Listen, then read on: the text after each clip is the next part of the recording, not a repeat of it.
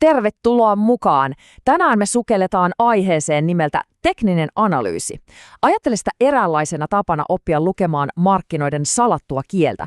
Sitä, mitä ne hintakaaviot meille oikeasti yrittävät kertoa sijoittajien tunteista ja psykologiasta. Oletko koskaan tuijottanut jotain pörssikurssin käppyrää ja miettinyt, että mitä ihmettä tuo kaikki sahalaita ja viivat oikein tarkoittaa? No, totuus on, että se ei ole mitään satunnaista kohinaa. Jokainen kaavio kertoo ihan oikean tarinan. Tarinan ostajien ja myyjien välisestä jatkuvasta taistelusta. Eli mitä meillä on luvassa? Käydään ensin läpi, mitä tekninen analyysi ylipäätään on, sitten katsotaan ne 3 perusideaa sen takana, tsekataan muutama yleisin työkalu, pohditaan vahvuuksia ja heikkouksia, verrataan sitä fundamentaalianalyysiin ja lopuksi vedetään kaikki yhteen. No niin, eiköhän aloiteta. Okei, aloitetaan ihan perusteista. Mitä tekninen analyysi oikeastaan edes on? Ajatellaanpa sitä vaikka niin, että sä opettelet lukemaan markkinoiden päiväkirjaa. Se päiväkirja kertoo, mitä on tapahtunut menneisyydessä ja antaa samalla pieniä vihjeitä siitä, mitä voisi tapahtua tulevaisuudessa. Ihan yksinkertaistettuna tekninen analyysi on vähän kuin salapoliisityötä, mutta sen sijaan, että tutkisit yhtiön tilinpäätöksiä ja talouslukuja, sä unohdat ne kaikki ja keskityt vain yhteen ainoaan johtolankaan, siihen hintakaavioon. Perusajatus on nimittäin se, että kaikki olennainen tieto, sijoittajien toiveet, pelot, uutiset ja odotukset on jo leivottu sisään siihen hintaan. Ja tämä lausehan kiteyttää tämän idean aika täydellisesti. Kyse on siis nimenomaan tarinan tulkinnasta. Yritetään ymmärtää sitä psykologiaa ja niitä päätöksiä, joita tuhannet ihmiset tekevät, ja jotka sitten näkyvät siinä yhdessä ainoassa hintakäyrässä. Okei, mennään seuraavaksi siihen, mihin tämä kaikki oikein perustuu. Tekninen analyysi ei ole mitään sattumanvaraista viivojen piirtelyä, vaan se rakentuu 3 tosi yksinkertaisen, mutta samalla todella voimakkaan perusajatuksen varaan. Ja tässä ne ovat. Ensinnäkin hinta sisältää kaiken. Eli ajatus on se, että kaikki julkisesti saatavilla oleva tieto on jo huomioitu osakkeen tai minkä tahansa sijoituskohteen hinnassa. Toinen juttu, markkinat liikkuu trendeissä. Hinnat ei siis vaan heittelehdi ihan miten sattuu, vaan ne etenee yleensä tunnistettavissa aalloissa, eli trendeissä. Ja 3, ja ehkä se kaikista tärkein, historia toistaa itseään. Ja miksi? No, koska ihmispsykologia ei juurikaan muutu. Samat ahneuden ja pelonkuviot toistuvat markkinoilla vuosikymmenestä toiseen.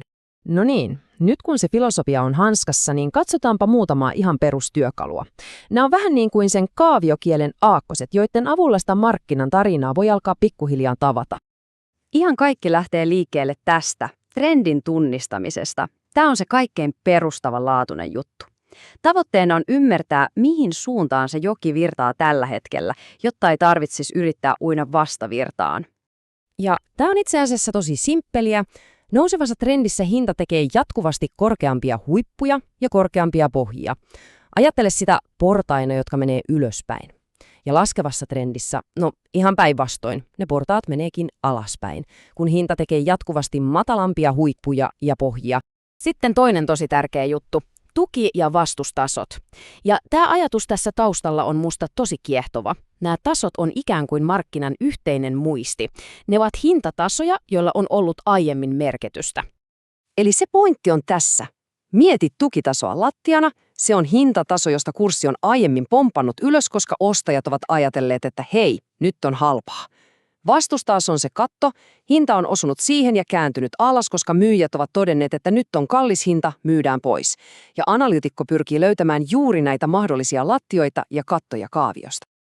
Ja sitten vielä yksi työkaluryhmä, tekniset indikaattorit. Nämä on käytännössä sellaisia matemaattisia apulaskureita, jotka piirretään sinne kaavion päälle tai alle.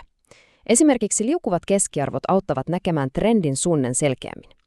Toinen kuuluisa esimerkki on RSI-indikaattori, joka toimii vähän kuin markkinan nopeusmittarina.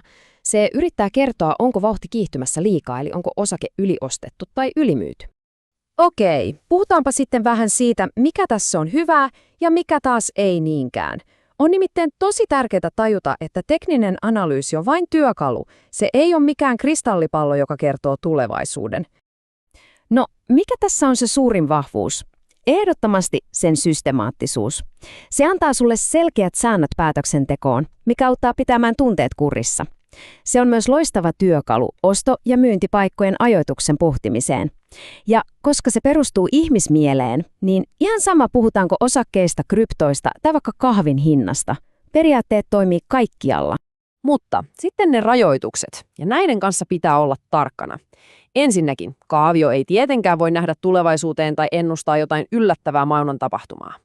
Toiseksi, tekninen analyysi on todennäköisyyksien peliä, ei varmuuksien.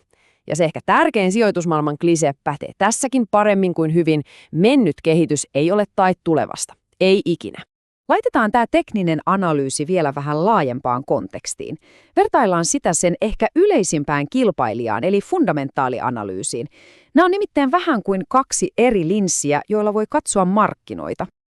Tämä tiivistää eron aika nappiin. Tekninen analyytikko kysyy mitä? Mitä hinta tekee juuri nyt? Miltä kaavio näyttää? Fundamentaalianalyytikko taas kysyy miksi? Miksi hinta liikkuu? Mikä on tämän yrityksen todellinen arvo? Mitä sen lukut kertovat? Eli toinen lukee markkinan tarinaa ja toinen lukee yhtiön tarinaa. No niin, vedetäänpä homma pakettiin. Mitkä ne avainasiat nyt olikaan, jotka tästä kannattaa napata mukaan matkaan? Eli yhteenvetona, tekninen analyysi on siis taito lukea markkinoiden psykologiaa suoraan hintakaaviasta. Se nojaa 3 peruspilariin. Hinta kertoo kaiken, markkinat liikkuvat trendeissä ja historia toistaa itseään.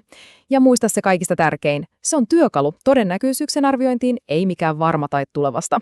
Ja juuri siksi sitä pitää aina käyttää käsikädessä hyvän riskienhallinnan kanssa. Sitten vielä se tärkeä muistutus. Tämä sisältö on tehty puhtaasti yleiseksi tiedoksi, eikä tätä pidä ottaa sijoitusneuvontana. Jokainen on aina itse vastuussa omista sijoituspäätöksistään ja niihin liittyvistä riskeistä. Tee aina oma tutkimuksesi. Hei, jos tästä olisi sulle hyötyä tai opit jotain uutta, niin paina ihmeessä tykkäysnappia. Se auttaa meitä tosi paljon. Ja tilaamalla Investing Suomi-kanavan varmistat, että näet jatkossakin vastaavanlaisia juttuja sijoittamisen maailmasta. Ja ihan loppuun vielä pieni ajatusleikki sinulle. Nyt kun perusteet on hallussa, niin minkähän osakkeen, kryptovaluutan tai muun markkinan tarinaa sinä lähdet lukemaan ihan ensimmäisenä? Kiitos tosi paljon, että olit mukana. Moikka!